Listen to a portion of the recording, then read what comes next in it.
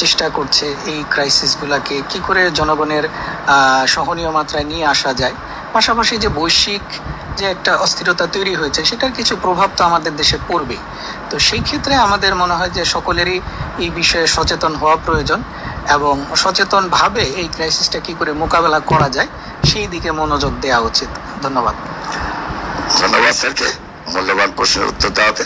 আসলে স্যার এই ডিপার্টমেন্টের বাইরে একটু প্রশ্ন করলাম এই কারণে, স্যার একটা অভিজ্ঞ মানুষ এবং পেপার পত্রিকা থেকে শুরু করে অনলাইন থেকে শুরু করে স্যার অবশ্যই ফলো করে, যার কারণে আমি এই প্রশ্নটা করলাম।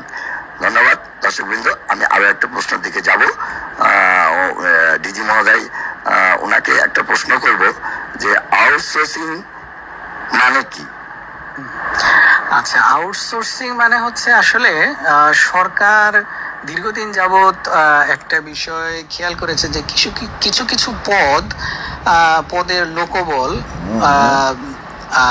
যারা মানে এসেনশিয়াল একেবারে ওইভাবে না, দেখা যাচ্ছে যে আমাদের দেশে যে কর্ম ক্ষেত্র রয়েছে এই ক্ষেত্রে একটা কাজের যে অপটিমাম আউটপুট পাওয়ার জন্য তাকে যদি মানে পার্মানেন্টলি সরকার নেয় তাহলে অনেক ধরনের সরকারের উপর লায়াবিলিটিস তৈরি হয়।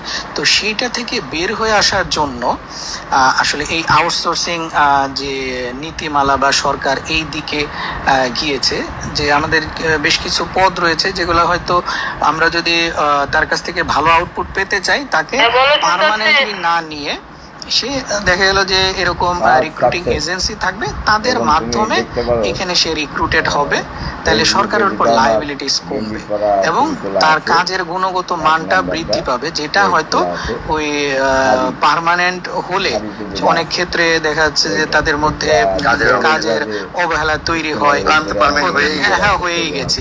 তো সেই জিনিসটাকে অ্যাভয়েড করার জন্য এবং সরকারের লায়াবিলিটিস কমার জন্য আসলে এই আউটসোর্সিং প্রথাটা চালু করা হয়েছে।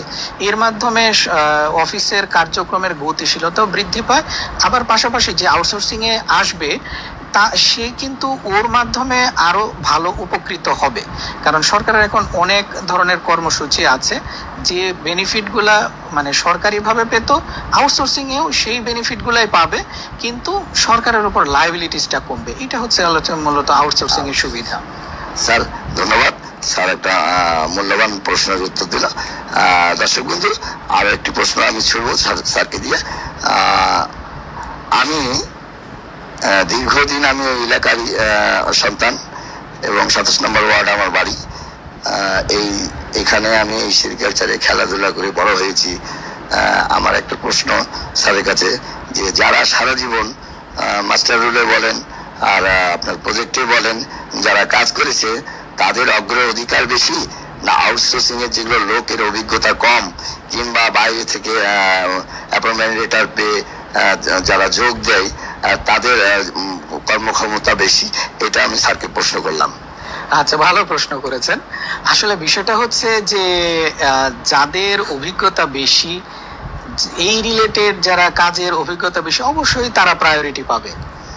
আর রেশম বোর্ডের কার্যক্রম এটা কিন্তু একটা বিশেষায়িত কাজ, এটা একটা স্পেশাল কাজ, দক্ষতা, স্পেশাল দক্ষতা। হ্যাঁ অবশ্যই আছে, কারণ বাইরে মানে আপনি একজন সাধারণ শ্রমিক যে হয়তো আমরা বলছি যে মাটি কাটছে বা অন্য কাজ করছে, এটার সাথে এই সেরিকালচার বা এই রেশমের কাজের মানে অনেক পার্থক্য রয়েছে।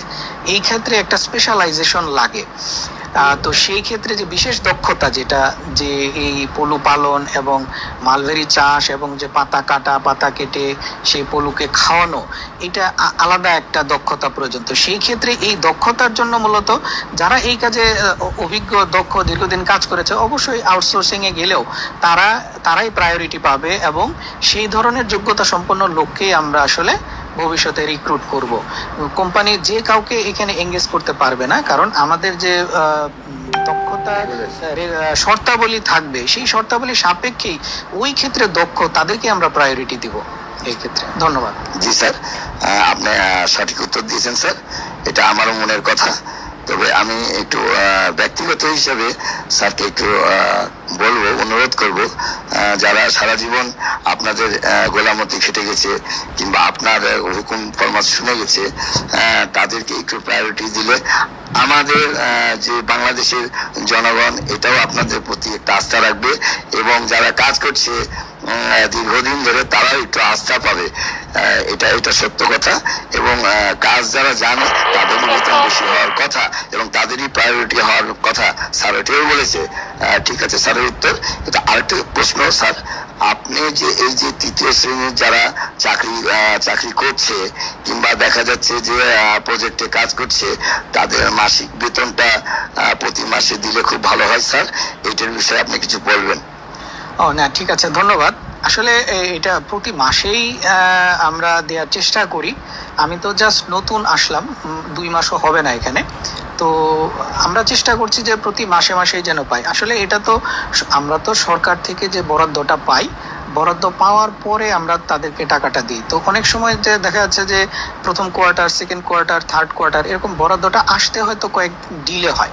তো সেই ক্ষেত্রে হয়তো অল্প কয়েকদিন অনেক সময় ডিলে হতে পারে, বা বিভিন্ন অর্থ মন্ত্রণালয়ের কোনো ক্ষেত্রে অনুমোদন লাগে। সেই ক্ষেত্রে আমরা হয়তো দু এক সময় ডিলে হয়, কিন্তু বাট তাদের পাওনাটা অবশ্যই পাবে। আর আমি আরেকটা জিনিস বলে রাখতে চাই, সেটা হচ্ছে যে আউটসোর্সিং এর ক্ষেত্রে কিন্তু কিছু বেনিফিট আছে। আমাদের শ্রমিকরা মানে রেশমের ক্ষেত্রে আমি বলতে পারি যে এখানটায় অনিয়মিত শ্রমিক হিসেবে গেলে তারা 22 দিন কাজ করার সুযোগ পায়, কিন্তু আউটসোর্সিং নীতিমালায় যখন তাদেরকে রিক্রুট করা হবে তখন কিন্তু তারা 30 দিন কাজ করার সুযোগ পাবে এবং 30 দিনের স্যালারিটা পাবে। এখন যেমন 22 দিনের পায়, তখন তারা 30 দিনের স্যালারি পাবে। পাশাপাশি ওখানে তাদের সাধারণ ছুটি থাকবে। অনিয়মিত শ্রমিক হিসেবে যেটা আমরা অনেক সময় তাদেরকে দিতে পারি না, তারা 2টা ঈদে বোনাস পাবে। তো এই কিছু এডিশনাল ফ্যাসিলিটিস তারা পাবে, যেটা অনিয়মিত শ্রমিক হিসেবে পায় না। তো ওই শ্রমিকদের মধ্যে এই ধরনের কিছু ভুল ধারণা থাকতে পারে, বাট তারা জানে না বলে অনেক সময় ভিন্নভাবে হয়তো ভাবছে। কিন্তু আউটসোর্সিং এ গেলে বরং তারা মানে ওই তাদের যে মানবিক মর্যাদা, এইটা বরং অনিয়মিত শ্রমিকের চেয়ে বরং আপগ্রেডেড হবে এবং তারা সরকারি বিভিন্ন সুযোগ সুবিধা বেশি পাবে অনিয়মিত শ্রমিকের তুলনায়। ধন্যবাদ স্যার। উনি ঠিকই বলেছেন, কিন্তু অনেকজনের অভিযোগ 7 মাস 3 মাস এইভাবে বেতন মানে বাড়িয়ে রাখছে, যার কারণে তাদের পারিবারিক সমস্যা এবং চলাফেরার সমস্যা সাময়িক। স্যার যেহেতু কথা বললো, কথাটা আশা দিয়েছে আমাদেরকে দর্শক বিন্দু। স্যার হয়তো বা এই মাসে নাহলে সামনের মাসে শুরু করবে। এই বিষয়ে স্যারের কাছে জিজ্ঞাসা করবো, স্যার কবে থেকে এই সুবিধাটা তারা পাবে? এটা সাধারণত আগামী অর্থ বছর থেকে, জুলাইয়ের 1 তারিখ থেকে তাদেরকে আমরা এই আউটসোর্সিং নীতিমালায় নিয়ে আসবো। আবার একটু বলেন স্যার। আগামী অর্থ বছর অর্থাৎ 1 জুলাই 2026 থেকে তারা এই আউটসোর্সিং এর আওতায় আসবে আর কি। ধন্যবাদ স্যার। আমার শুধু এইটুকুনি আমার প্রশ্নের উত্তর আমি পেয়ে গেছি। স্যারকে আর ডিস্টার্ব করবো না, যেহেতু স্যারের লাঞ্চের সময় হয়ে গেছে। আমি যেগুলো মেন প্রশ্ন, আসলে যারা এখানে চাকরি করে তারাই আমাকে বলেছে যে স্যারকে একটু, স্যার মহোদয় খুবই ভালো মানুষ, ওনাকে একটু যদি আপনারা রিকোয়েস্ট করেন কিংবা বলেন, তাহলে আমাদের হয়তো একটু সুযোগ সুবিধা পাবো। এখন এই মুহূর্তে স্যার সামনে যে ঈদ গেল, তাদের খুব দুর্ভোগ গেছে স্যার, তারা বেতন পায়নি। তারা বউ ছেলে নিয়ে এবং একটা সংকটময় দিন কাটিয়ে গেছে। আগামী স্যারের যেহেতু স্যার বললো যে আগামী বছর তো তাই না স্যার? হ্যাঁ, এই জুলাইয়ের 1 তারিখ, জুলাইয়ের 1 তারিখে দর্শক বন্ধু এটা খোলসা হয়ে যাবে। আমি এতে খুবই খুশি এবং স্যারকে আমার চ্যানেলের পক্ষ থেকে অসংখ্য ধন্যবাদ জানাই। এই যে জড়তাটা আজ হয়তো বা তৃতীয় শ্রেণীর লোক জানে না। স্যার আমাদের এই স্যার প্রধান স্যার যে বক্তব্য দিল কিংবা যেটা আর কি আভ্যন্তরীণ কথা বলে দিল জনসম্মুখে লাইভে দর্শক বিন্দু, এটা কিন্তু এখন পর্যন্ত তৃতীয় শ্রেণীর লোক জানে না। যদি জানে তাহলে তারা খুশি হবে স্যার মহোদয়ের প্রতি, কারণ স্যার নতুন মানুষ হিসেবে যেভাবে কাজ করছে, এটা একটা বিশাল ব্যাপার। কারণ যারা 5 মাস 6 মাস 7 মাস 8 মাস ধরে বছর থেকে বছর এই চেয়ারে বসে আছে, তারা এই কাজটা করতে পারেনি। আমার ডিজি মহোদয় কিংবা পরিচালক মহোদয় বলেছে, এটা আমরা 100% 100% আমরা নেব এই কথাটা। ধন্যবাদ। আমার পক্ষ থেকে আমি আজকের খবর থেকে চিফ রিপোর্টার বাইজিদ বোস্তামি বলছিলাম, সেরিকালচার। ধন্যবাদ। স্যার আসি স্যার।